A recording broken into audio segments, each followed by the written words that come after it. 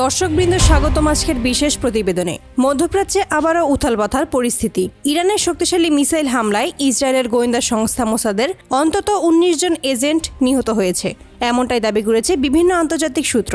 যদিও ঘটনাটি এখনও রহস্যে ঘেরা, তবে গোটা বিশ্বজুড়ে এ হামলাকে কেন্দ্র করেই তৈরি হয়েছে ব্যাপক আলোড়ন। আজকের এই রিপোর্টে তুলে ধরব পুরো ঘটনার বিশ্লেষণ।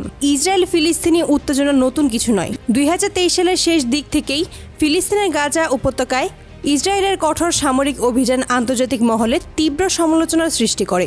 নারী, শিশু ও বেসামরিক মানুষের হতাহতের ঘটনায় ক্ষোভ ছড়িয়ে পড়ে বহু দেশে। আর সেই সময় থেকেই ইরান ইসরায়েলের বিরুদ্ধে অবস্থান আরও কঠোর করে তোলে। প্রথম দিকে ইরান পরোক্ষভাবে সহায়তা দিচ্ছিল মিসাইল, ড্রোন ও সামরিক প্রযুক্তি সরবরাহের মাধ্যমে। কিন্তু সময়ের সাথে পরিস্থিতি এমন পর্যায়ে পৌঁছে যে দুটি দেশ পরস্পরের ওপর সরাসরি আঘাত হানতে শুরু করে। সাম্প্রতিক হামলাটি ঘটে গভীর রাতে। ইরানি বাহিনী অত্যাধুনিক ব্যালিস্টিক মিসাইল ব্যবহার করে ইসরায়েলের অত্যন্ত সুরক্ষিত এলাকা লক্ষ্য করে আঘাত হানে। লক্ষ্য ছিল ইসরায়েলের গোয়েন্দা সংস্থা মোসাদের প্রধান অপারেশনাল কমপ্লেক্স। মিসাইলগুলো এতটাই দ্রুত ও উন্নত মানের ছিল যে ইসরায়েলের বহু প্রশংসিত প্রতিরক্ষা ব্যবস্থা আয়রন ডোম কার্যত নিষ্ক্রিয় হয়ে পড়ে। প্রতিরক্ষা ব্যবস্থা মিসাইলগুলোকে শনাক্ত করলেও বাধা দিতে ব্যর্থ হয়।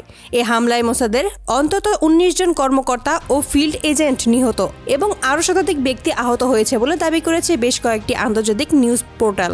ভবনের একটি বড় অংশ ধ্বংস হয়ে গেছে, যার কারণে উদ্ধার কাজে সময় লাগছে। মজার ব্যাপার হলো, হামলার ১২ ঘন্টা পেরিয়ে গেলেও ইসরায়েল এখনো কোনো আনুষ্ঠানিক বক্তব্য দেয়নি। সামরিক বাহিনী শুধু জানিয়েছে ঘটনাটি তদন্তহীন। তবে রাজনৈতিক বিশ্লেষকরা বলেছেন, ইসরায়েলের এমন একটি পরিস্থিতির মুখোমুখি যেখানে তারা সরাসরি প্রতিক্রিয়া জানাতে চাইলেও আরও বড় সংঘর্ষের ঝুঁকি তৈরি হবে। প্রধানমন্ত্রী বেঞ্জামিন নেতানিয়াহুর ওপর এখন ভীষণ চাপ। সুরক্ষা ব্যবস্থা ভেঙে যাওয়ায় দেশজুড়ে তীব্র সমালোচনা শুরু হয়েছে। হামলার পর মার্কিন প্রশাসন গভীর উদ্বেগ প্রকাশ করেছেন। তারা বলছে, ইরানের এই মিসাইল হামলা গোটা অঞ্চলের নিরাপত্তাকে হুমকির মুখে ফেলেছে। বিশেষজ্ঞরা মনে করেছেন, আয়রন ডোম ব্যর্থ হওয়ার ঘটনায় যুক্তরাষ্ট্র বিব্রত, কারণ এই প্রতিরক্ষা ব্যবস্থা মূলত যুক্তরাষ্ট্রের প্রযুক্তির সহায়তায় গড়া। ওয়াশিংটনের একাধিক কর্মকর্তার দাবি, ইরানের নতুন প্রজন্মের মিসাইল খুবই উন্নত মানের। এগুলোর প্রতিরোধ করতে আরও উন্নত সিস্টেম তৈরি করতে হবে।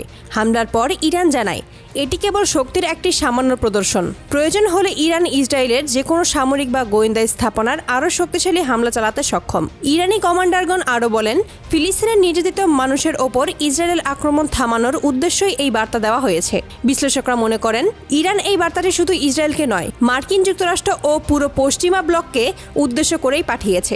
ঘটনার পর বিশ্বব্যাপী নিরাপত্তা বিশেষজ্ঞরা আশঙ্কা প্রকাশ করেছেন, এই হামলা যদি বড় কোনো পাল্টা হামলার সূচনা হয়, তবে মধ্যপ্রাচ্য আরও ভয়াবহ অস্থিতিশীলতায় পড়তে পারে। অনেকে বলেছেন, এটাই হতে পারে একটি পুরোপুরি বৃহৎ আঞ্চলিক যুদ্ধের সূচনা, যা হয়তো পৃথিবীর রাজনৈতিক ভারসাম্যকেও বদলে দিতে পারে। এটিই ছিল আমাদের আজকের বিশেষ প্রতিবেদন, যেখানে তুলে ধরা হলো ইরান ইসরায়েলের সংঘাতের নতুন উত্তেজনা ও সম্ভাব্য পরিণতি। ঘটনার ভেতরের ভূরাজনৈতিক বাস্তবতা আমাদের অনেক কিছু ভাবতে বাধ্য করে। আরও আপডেট পেতে আমাদের সাথেই থাকুন। ধন্যবাদ।